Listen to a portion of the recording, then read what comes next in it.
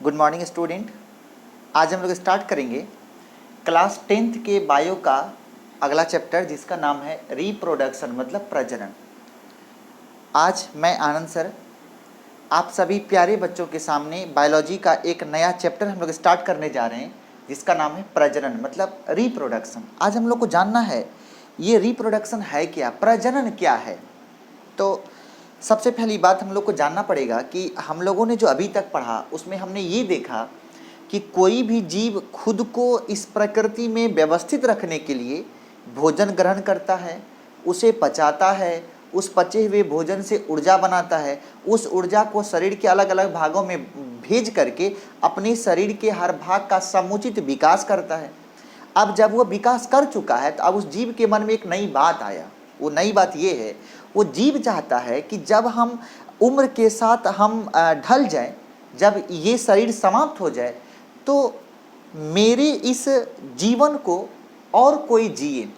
इसके लिए उन्होंने सोचा हम अपनी संतति को बढ़ाते हैं, हम अपने जैसे जीवों की संख्या में वृद्धि करते हैं। इसके लिए उन्होंने एक नए तंत्र को व्यवस्थापित किया जिसका नाम क्या है, प्रजनन। अर्थात किसी भी जीव के द्वारा अपने ही समान एक नए संतति को उत्पन्न करना। संतति मतलब दूसरा जीव। हमने कहा प्रजनन एक ऐसी प्रक्रिया है जिसमें कोई भी जीव अपने ही समान नए संतति को जन्म दे सके। उसी प्रक्रिया का नाम क्या है, प्रजनन। अर्थात यदि इंसान है तो वो इंसान के बच्चे को जन्म देगा, अगर गाय है तो गाय के बच्चे को जन्म देगा, अगर वो बिल्ली है तो बिल्ली के बच्चे को जन्म देगा। लेकिन यदि इंसान गाय के बच्चे को जन्म दे और गाय इंसान के बच्चे को जन्म दे, ये प्रजनन नहीं है।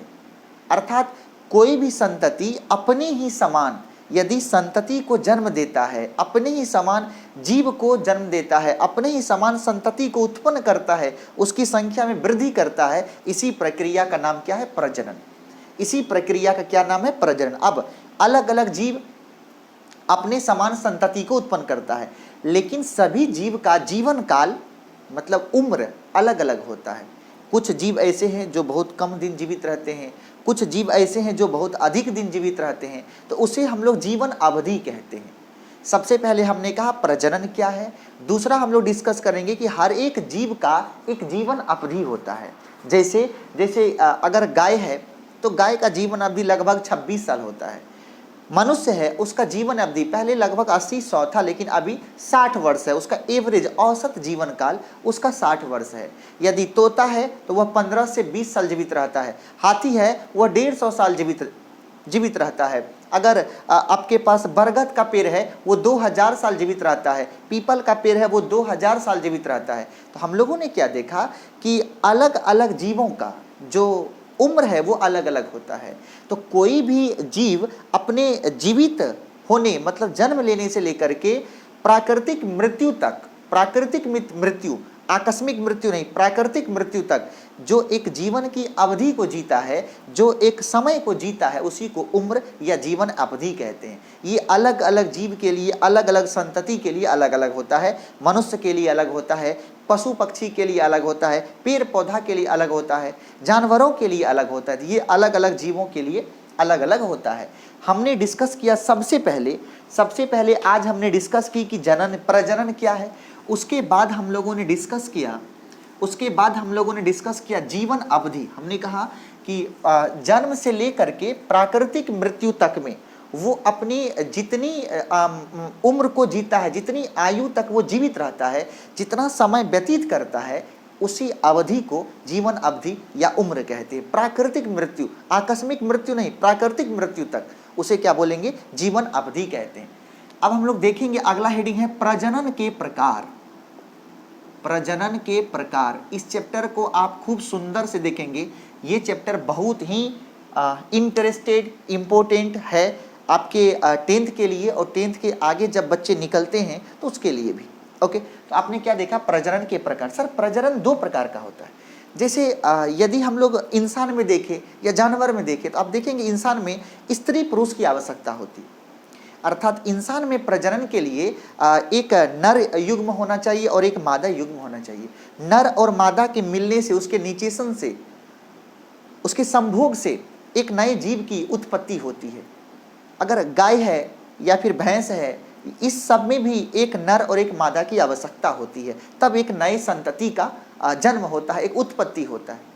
लेकिन कुछ ऐसे भी जीव हैं जिसको जनन करने के लिए नर और मादा की आवश्यकता नहीं होती है, जैसे पेड़ पौधे। क्या पेड़ में नर और मादा की आवश्यकता होती है? नहीं होती है। क्या पेड़ में नर और मादा की आवश्यकता होती है? तो आपका जवाब क्या होगा कि नहीं होती है। तो उसमें क्या है कि नर और मादा आवश्यक नहीं है।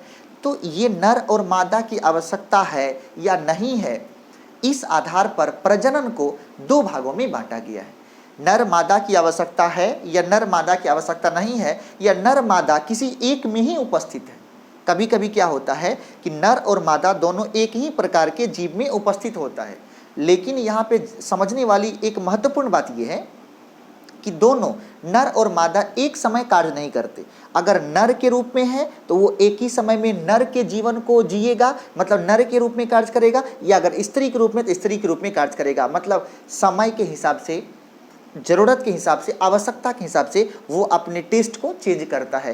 नर के रूप में है तो नर और मादा के रूप में है तो मादा। हमने क्या कहा, तो इस आधार पर प्रजनन दो प्रकार का होता है।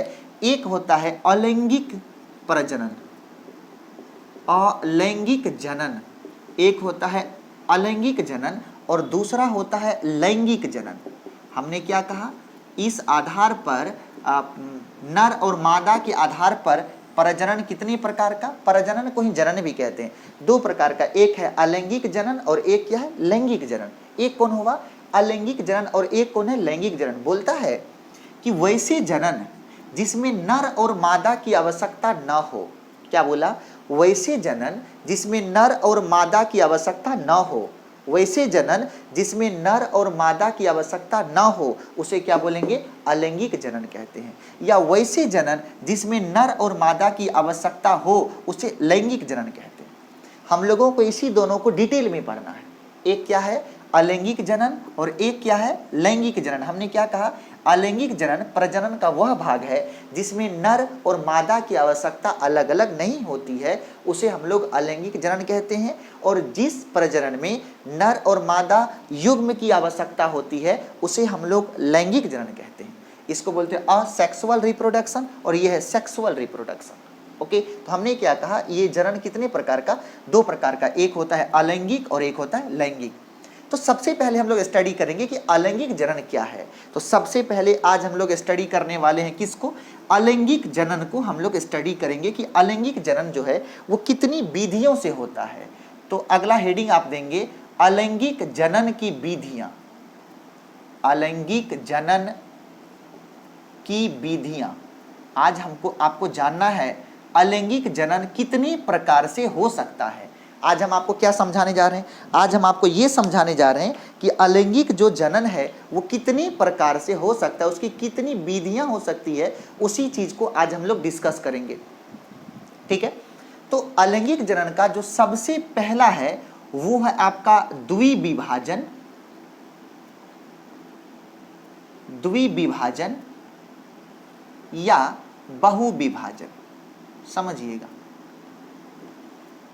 सबसे पहला विधि क्या है, द्विविभाजन या बहुविभाजन। ये क्या होता है, मान लो आपके पास कोई एक कोशिकीय जीव है, जैसे एक कोशिकीय जीव के रूप में किसे पढ़ाया था, अमीबा हो या पैरामीशियम हो, अमीबा हो या पैरामीशियम हो, इसके बीच में ये केंद्रक होता है। ये क्या है आपका, ये क्या है, केंद्रक। ओके, तो समय के साथ जब ये केंद्रक पूरी तरीका से विकसित हो जाता है, जब ये पूरी तरीका से डेवलप्ड हो जाता है, तो इसके बाद ये जो आपका केंद्रक है वो इस तरीके से फैलने लगता है। ये केंद्रक क्या हुआ, फैल गया। धीरे धीरे ये बीच में क्या होगा, पतला होता चला जाता है। और एक समय ऐसा आता है, एक समय ऐसा आता है जब ये जो आपका अमीबा है उसमें लगभग इस प्रकार के दो अलग अलग केंद्रक बनने लगते हैं। और समय के साथ ये जो अमीबा है ये दो अलग अलग एक कोशिकीय जीव में, दो अलग अलग एक कोशिकीय जीव में परिणत हो जाता है।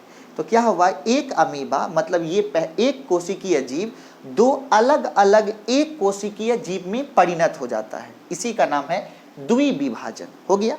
अब क्या होगा, ये जो आपका अमीबा है इसका जो केंद्रक है, अभी तो ये बच्चा है, तो इसका केंद्रक अभी क्या होगा, छोटा होगा। लेकिन समय के साथ जब ये केंद्रक पुनः विकसित होगा तो फिर इसका केंद्रक टूट जाएगा। जब टूटेगा तो फिर दो अलग अलग अमीबा का निर्माण कर लेगा। फिर जब ये भी अमीबा टूटेगा तो फिर ये भी क्या करेगा, दो अलग अलग अमीबा का निर्माण कर लेगा।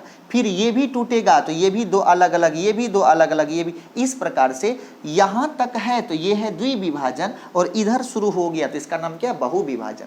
तो द्विविभाजन या बहुविभाजन के द्वारा भी कौन सा जनन होता है, ये है आपका अलैंगिक जनन। मतलब इसमें नर मादा की आवश्यकता नहीं होती है। आपसे फिर मेरा आज निवेदन है इस चैप्टर में भी कि आप मेरे हर लाइन का नोट्स तैयार करें। Okay, thank you. आइए अगला, द्विविभाजन। आपने अभी किसको पढ़ा, तो हमने क्या कहा कि अमीबा क्या है, ये द्विविभाजन किसमें होता है, एक कोशिकीय जीव में। कैसे होता है, एक कोशिकीय जीव जैसे अमीबा, पैरामीशियम, इन सभी का युगलिना, तो इन सभी का जब जो केंद्रक है समय के साथ धीरे धीरे केंद्रक क्या होगा, जैसे हम लोग समय के साथ बड़े होते हैं, शरीर विकसित होता है, उसी प्रकार केंद्रक इसका क्या होगा, जवान होता चला जाएगा। पूर्ण विकसित जब हो जाएगा तो वो केंद्रक लंबा होने लगता है। धीरे धीरे जब लंबा होगा तो बीच में पतला होगा। जैसे ही बीच में पतला होगा तो वो दो भाग में टूट जाएगा। अब पुनः दो केंद्रक दो अलग अलग अमीबा का निर्माण कर लेगा। फिर वो विकसित होगा, फिर अगला जीव करे। इस प्रकार से क्या होता है, जीव बनता चला जाता है। और इसी ये विधि का क्या नाम है, बहुविभाजन या द्विविभाजन। कंप्लीट। दूसरा प्रोसेस, जो आपका दूसरा प्रोसेस है, जो दूसरा प्रोसेस है उस दूसरे प्रोसेस का नाम है खंडन। दूसरे प्रोसेस का नाम क्या है, खंडन। देखेंगे दूसरे प्रोसेस का नाम है खंडन। मतलब अलैंगिक जनन का जो दूसरा विधि है वो क्या है, खंडन। सर ये खंडन होता है किसमें, ये होता है शैवाल में। किसमें हो गया, शैवाल में। ये किसमें होता है, शैवाल में। मान लो आपके पास कोई एक शैवाल है, ये हमने किसी शैवाल को बनाया, ठीक है। और रियल में जब इसको हमने बनाया तो हमें एक चीज याद आ गया, जिसका नाम है डीएनए। होता क्या है कि हर एक जीव के कोशिका में एक अलग प्रकार का प्रोटीन होता है। जैसे हम लोग बोलते हैं कि डीएनए सभी इंसान का अलग अलग होता है, डीएनए किसी का किसी के साथ मैच नहीं करता। रियल में वो किसी भी जीव के कोशिका की एक पहचान है, वो एक विशिष्ट पहचान है। जैसे हम लोग बोलते हैं यूआईडी, यूनिक आइडेंटिफिकेशन, जो आपका ये है तो वो यूनिक आइडेंटिफिकेशन देता है किसी भी जीव को। कौन, डीएनए। डीएनए का पूरा नाम है, यहाँ पे दो वर्ड हम लिखते हैं, एक वर्ड होता है डीएनए और एक वर्ड होता है आरएनए। डीएनए का मतलब di ribo nucleic acid, di ribo nucleic acid, di ribo nucleic acid, ये है राइबो न्यूक्लिक एसिड, ये है डाई राइबो न्यूक्लिक एसिड, और ये है राइबो न्यूक्लिक एसिड। ये रियल में क्या है, ये कोशिका में उपस्थित प्रोटीन है। कोशिका में उपस्थित ये क्या है, प्रोटीन है। और ये सभी जीव का एक विशेष संरचना होता है उस प्रोटीन का, और उसी संरचना का नाम क्या है, डीएनए है। उसी संरचना का नाम क्या, डीएनए। और इस डीएनए के द्वारा आप किसी भी जीव की एक विशेष पहचान दे सकते हैं। इसी के डीएनए के द्वारा किसी भी जीव को, जैसे आप हैं और हम हैं, दोनों का फेस, हैंड, चलना बुलना, बोलना, सुनना, खान पान सब एक जैसा हो सकता है, लेकिन हम दोनों का ये चीज हमेशा भिन्न होगा। अगर हम दोनों ट्विंस भी हैं, मतलब एकदम एक जैसे हैं, एक दूसरे का कॉपी भी है, क्लोन भी है, तो भी उसका डीएनए क्या होगा, अलग अलग होगा। तो सबसे पहली बार डीएनए है क्या, तो ये कोशिका में उपस्थित एक प्रकार का प्रोटीन है जो किसी भी जीव को एक विशिष्ट पहचान दिलाता है, उसी को बोलते हैं डीएनए। नेक्स्ट, हमने कहा कि मान लो ये कोई शैवाल है, हुआ क्या, किसी कारणवश आपने लाठी से चोट किया, ये दो टुकड़ा हो गया। आपने हाथ से तोड़ दिया, ये दो टुकड़ा हो गया। या किसी ये छुरी से कट गया, दो टुकड़ा हो गया। तो दो टुकड़ा होने के बाद ये दो अलग अलग जीव के रूप में व्यवस्थित हो जाता है। ये दो अलग अलग जीव के रूप में, ये दो अलग अलग जीव के रूप में क्या होता है, व्यवस्थित हो जाता है। और इसी प्रोसेस का नाम है खंडन। अर्थात यदि किसी जीव का किसी यांत्रिक विधि से, प्राकृतिक विधि से नहीं, यांत्रिक विधि से, किसी मैकेनिकल प्रोसेस से यदि उसे आप दो या दो से अधिक टुकड़ों में बांट देते हैं, तो इसी को क्या बोलते हैं, खंडन। खंडन किस में होता है, तो खंडन होता है शैवाल में। ओके। तीसरा है आपके सामने मुकुलन। तीसरा क्या है, मुकुलन। तीसरा क्या है, मुकुलन। इसको बोलते हैं बडिंग। ये बडिंग कैसे होता है, जरा ये देखिए। मान लीजिए ये जो बडिंग होता है, ये बडिंग होता है किसमें, हाइड्रा में। ये बडिंग किस में होता है, तो ये बडिंग होता है किसमें, हाइड्रा में। बडिंग में क्या होता है कि मान लो ये आपके पास हाइड्रा है, ये क्या आपके पास हाइड्रा है। होता क्या है, जब इस हाइड्रा के शरीर के किसी भाग में किसी भाग में, जब इस हाइड्रा के शरीर किसी भाग में एक बड निकल जाता है, अर्थात एक छोटा सा पार्ट उभर जाता है, छोटा सा पार्ट उभर जाता है, और छोटे से पार्ट्स के उभरने के बाद धीरे धीरे ये विकसित होने लगता है, धीरे धीरे ये विकसित होने लगता है, धीरे धीरे एक विकसित होने लगता है, और इस मूल जीव का जो केंद्रक है वो निकल करके इसमें भी चला जाता है, तब ये पुनः एक नया जीव का निर्माण कर लेता है, ये भी एक नया जीव बन जाता है, और इसी प्रोसेस का नाम है मुकुलन।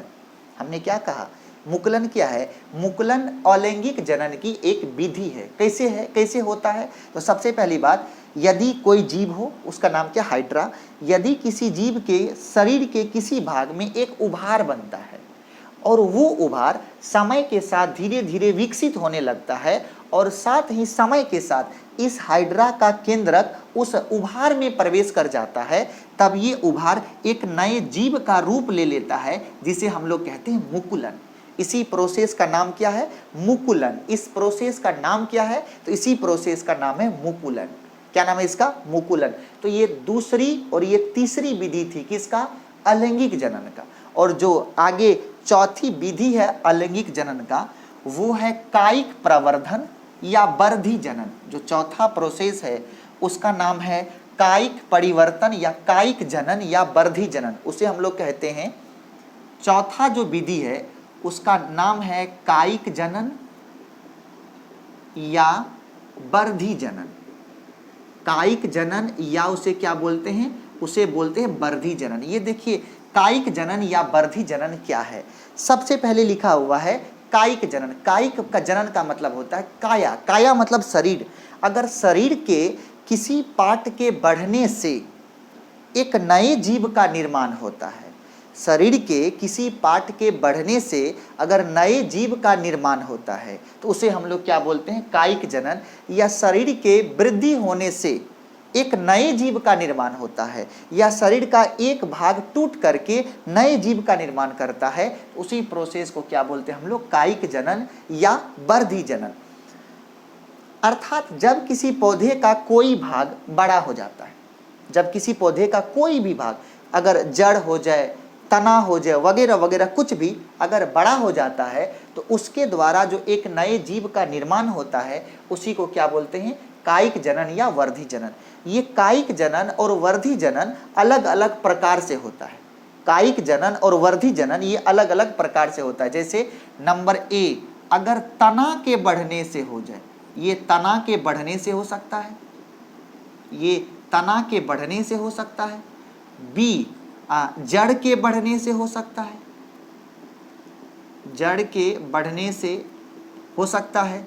सी, सबसे पहला हमने क्या कहा? कायिक जनन का सबसे पहला तरीका क्या है? आप ये तना के बढ़ने से हो सकता है, दूसरा जड़ के बढ़ने से हो सकता है, तीसरा आपने सुना होगा कलम लगाना। तीसरा आपने सुना होगा कलम लगाना। कलम लगाना मतलब अगर मान लो कि ये कोई पौधा है, उसका ये ढेर सारा तना है, तो आप क्या करते हैं? एक तने को ऐसे पकड़ करके ऐसे झुका के उस पर मिट्टी डाल देते हैं। मिट्टी डाल दिए, धीरे धीरे यहाँ जड़ बन जाता है। कलम काटते हैं ना हम लोग गाँव में, ठीक है? तो जड़ बन जाता है, फिर यहाँ से काट करके इसको ये एक नया पौधा बन गया। इसी को बोलते हैं कलम लगाना। ओके, तीसरा अगला सी, डी नंबर में है दाब लगाना। दाब लगाना, दाब लगाना क्या है कि जैसे मान लो आपके पास दो पौधा है, ये पौधा 1 और ये पौधा 2, आपने क्या किया? दोनों पौधा को यहाँ पे जोड़ दिया, ठीक है? तो क्या होगा कि जो ये दोनों मिलकर के एक नए पौधे को जन्म देगा, उसका नाम है क्या है? दाब लगाना। डी, ई नंबर में है गुटी लगाना। गुटी लगाना, ये गुटी लगाना क्या है?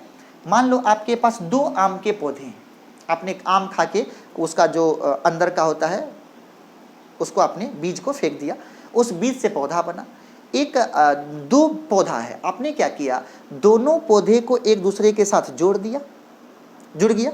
अब जैसे ही दोनों यहाँ पे अटैच हुआ, आपने एक पौधे को कट करके फेंक दिया, ठीक है? इस प्रकार क्या हो गया? 2 पौधा मिलकर के एक नए पौधे का निर्माण किया, और उसी को क्या बोलते हैं हम लोग? गुटी लगाना। तो कायिक जनन या वर्धी जनन इन सभी प्रोसेस के द्वारा होता है। कौन कौन है?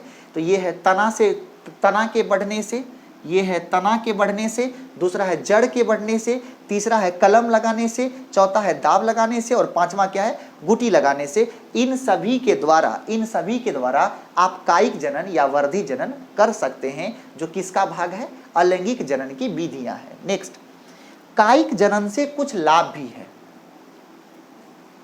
कायिक जनन या वर्धी जनन से कुछ लाभ भी है, देखेंगे। तो हम लोग किसकी बात करने वाले हैं, हम लोग बात करने वाले हैं कायिक जनन या वृद्धि जनन से लाभ। अगला हेडिंग आप देंगे, कायिक जनन या वृद्धि जनन से लाभ। हमने क्या कहा, आपके सामने एक हेडिंग है जिसका नाम है कायिक जनन या वर्धी जनन से लाभ। कायिक जनन या वर्धी जनन से, इससे लाभ क्या है जरा वो देखिए।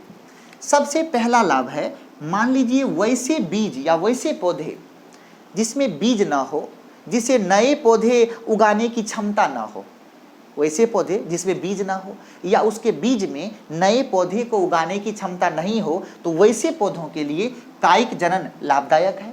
इसका मतलब है, लिखेंगे वैसे पौधे या तो जिसमें बीज ना हो या जिसमें पौधे उगाने की क्षमता ना हो, उसके लिए कायिक जनन एक उत्तम विधि है। दूसरा, ये वैसे पौधे के लिए है जिस पौधे की अगर उसमें बीज हो लेकिन बीज में से पौधा निकलने में बहुत समय लगता हो, अर्थात उसका जो बीज है वो सुषुप्तावस्था में हो, सोया हुआ, उसके बीज में से अंकुर निकलने में बहुत लंबा समय लगता हो, बीज में से कलम निकलने में बहुत लंबा समय लगता हो, तो वैसे के लिए, वैसे पौधों के लिए एक अच्छा संदेश है। हमने कहा ये वैसे पौधों के लिए इस विधि को लागू किया जा सकता है जिसके बीज से अंकुर निकलने में, जिसके बीज से पौधे बनने में बहुत अधिक समय लगता हो, ठीक है। और जो तीसरा इससे लाभ है, तीसरा लाभ ये है, यदि हम लोग कलम काटते हैं, कायिक परिवर्धन करते हैं, तो जैसे कि अगर एक पौधा के तना बढ़ने से दूसरा पौधा बना, तो इससे क्या होगा,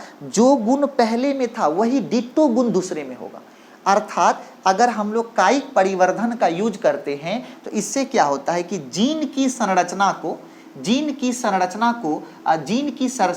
को वर्तमान में बरकरार रखा जा सकता है।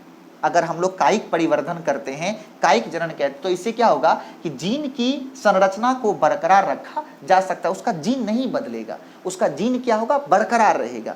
और जो चौथा इससे सबसे महत्वपूर्ण लाभ है वो ये है कि इससे किसी भी पौधे के जाति की शुद्धता को बनाए रखा जा सकता है। उसके शुद्धता में कोई कमी नहीं आएगी, उसके शुद्धता में कोई कमी नहीं आएगी। तो क्या होता है, कायिक जनन के द्वारा आप किसी भी पौधे के जातियों की जो शुद्धता है आप उसे बरकरार रख सकते हैं। क्या बोले, किसी भी जो पौधे की जो जाति है आप उसकी शुद्धता को बरकरार रख सकते हैं। किस विधि के द्वारा, तो कायिक जनन या वर्धी जनन के द्वारा। तो ये 4-5 वर्धी जनन से बहुत महत्वपूर्ण लाभ है, ओके। लेकिन इससे कुछ हानि भी है। तो अगला हेडिंग देंगे, कायिक जनन या वर्धी जनन से हानि। कायिक जनन या वर्धी जनन से अब हानि क्या है, जरा ये देखिए। हानि है। एक दिन हमने आपको कहानी सुनाया था कि मान लो ये एक ऐसा पौधा है, ये एक ऐसा पौधा हमने बनाया है, ये एक ऐसा पौधा है जिसका जड़ कमजोर है। समझिएगा, इसका जड़ क्या है, कमजोर है। लेकिन ये पौधा आज से 100 साल पहले था। उस समय आंधी कम आती थी। उस समय ऐसा एक मान लेते हैं कि एक कहानी सुना रहे आपको। ये कहानी है 100 साल पहले की। ये पौधा है जिसका जड़ कमजोर है और उस समय आंधी नहीं आती थी। तो ये पौधा जीवित था, ये पौधा जीवित था। लेकिन ये कहानी कब का था, 100 साल पहले। लेकिन आज क्या हुआ, आपने क्या बोला कि जो गुण 100 साल पहले था, कायिक परिवर्धन के द्वारा या कायिक जनन के द्वारा आप यही गुण सेम आज भी रखोगे। ये जो पौधा बनेगा उसका यही गुण आज भी होगा। लेकिन आज क्या है, आज भी इसका जड़ क्या है, आज भी इसका जड़ कमजोर है। लेकिन आज आंधी खूब आता है। यदि पहले भी जड़ कमजोर था, आज भी जड़ कमजोर है, पहले आंधी नहीं आता था, आज आंधी आती है, तो क्या ये पौधा खड़ा रह पाएगा? आपका जवाब होगा नहीं सर, ये पौधा खड़ा नहीं रह पाएगा। मतलब ये आज प्रकृति में अनुकूलित, व्यवस्थित नहीं रह पाएगा। अर्थात अगर ये अपने गुण को आज भी अगर नहीं बदलता है, बरकरार रखता है, तो इस पौधे को वातावरण में जीवित रहना मुश्किल हो जाएगा। यही इसका सबसे बड़ा हानि है। अर्थात कायिक जो जनन है या वर्धी जनन है, इससे सबसे बड़ी हानि ये है कि पौधे अपने गुणों को दोहराने की वजह से, अपने गुणों को जो शुद्धता है उसको बरकरार रखने की वजह से वह इस प्रकृति में अनुकूलित नहीं हो पाता है, वह इस परिस्थिति में, इस प्रकृति के पारिस्थिति में वो ढल नहीं पाता है, परिस्थिति में प्रकृति के बदलते माहौल को वो समझ नहीं पाता है, अपना अस्तित्व को बना नहीं पाता है, अपने अस्तित्व को बरकरार नहीं रख पाता है। अर्थात ये अपनी शुद्धता तो बरकरार रखेगा लेकिन अपनी जाति को संरक्षित नहीं रख पाएगा, क्योंकि ये अनुकूलित नहीं हो पाता है। ये सबसे बड़ी हानि है किसका? कायिक जनन या वर्धी जनन का। क्या बोले? कायिक जनन या वर्धी जनन का ये सबसे बड़ी हानि है। कायिक जनन या वर्धी जनन का ये क्या है? सबसे बड़ी हानि है। कंप्लीट। नेक्स्ट अगला स्टार हम लोग पढ़ेंगे, वो है द्विखंडन और बहुखंडन में अंतर। द्विखंडन और बहुखंडन में अंतर। द्विखंडन और बहुखंडन में अंतर। तो सबसे पहली बात आप हेडिंग दीजिए, द्विखंडन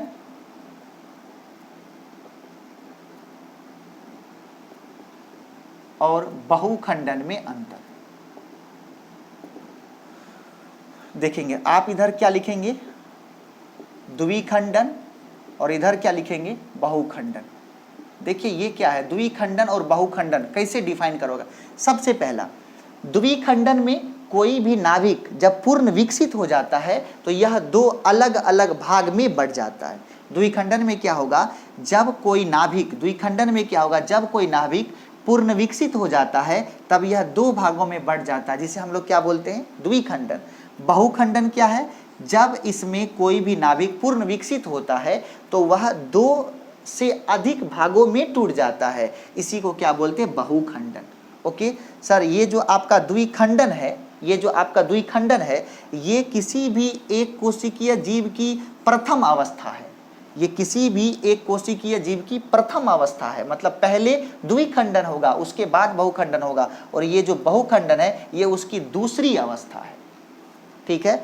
तीसरा, द्विखंडन में कोई भी नाभिक दो नए नाभिक को जन्म देता है, लेकिन बहुखंडन में कोई भी नाभिक दो से अधिक नाभिक को जन्म देता है। तो ये मुख्य अंतर है किसका? द्विखंडन और बहुखंडन। हमने क्या बोला? द्विखंडन और बहुखंडन में ये मुख्य तीन अंतर है। हमें उम्मीद है कि आप इसे तैयार कर लेंगे। अगला जो हेडिंग है वो होगा आपका लैंगिक प्रजनन या लैंगिक जनन। अगला जो हेडिंग है उसका क्या नाम है? उसका नाम है लैंगिक जनन। तो हम लोग डिस्कस करेंगे लैंगिक जनन के बारे में। तो सबसे पहली अगला हेडिंग देंगे आप लैंगिक जनन। लैंगिक जनन इसको बोलते हैं सेक्सुअल रिप्रोडक्शन। लैंगिक जनन, इसमें क्या है? इस लैंगिक जनन जो है वो प्रजनन का एक ऐसा प्रकार है जिसमें जीव को एक नए संतति उत्पन्न करने के लिए नर और मादे की आवश्यकता होती है। इसमें किसकी आवश्यकता होगी? तो इस लैंगिक जनन में दो चीज चाहिए, एक चाहिए आपका नर और एक क्या चाहिए? आपका मादा। आपको कितने चीज चाहिए? दो जीव चाहिए, एक जीव चाहिए नर और एक जीव चाहिए मादा। और दूसरी बात, ये जो लैंगिक जनन है, ये लैंगिक जनन पौधा में भी होता है, पौधा में भी होता है और ये मनुष्य में भी होता है, मतलब जीव में भी होता है। ये जो लैंगिक जनन है वो कहाँ पे होता है? पौधा में भी होगा और कहाँ पे? मनुष्य में भी होगा। तो इस लैंगिक जनन को हम लोग पौधा और मनुष्य दोनों में अलग अलग करके पढ़ेंगे। हमने क्या कहा? लैंगिक जनन को पौधा और मनुष्य दोनों को हम लोग अलग अलग करके पढ़ेंगे। अर्थात पौधा में जनन और दूसरा क्या हो गया? मनुष्य में जनन। एक हो गया पौधा में जनन और एक हो गया मनुष्य में जनन। ओके, तो इस तरीके से हमने क्या देखा कि लैंगिक जनन क्या है और ये कितने प्रकार का होता है। ये पौधा में और क्या होगा? मनुष्य में। लैंगिक जनन को एक स्पेशली हम लोग अगले लेक्चर में इसको डिस्कस करेंगे। Okay, thank you so much. Thank you. आप आनंद सर के यूट्यूब चैनल का ऐसे ही प्यार करते रहिए, सब्सक्राइब करिए, लाइक करिए, अपने दोस्तों के बीच शेयर करिए। Thank you so much.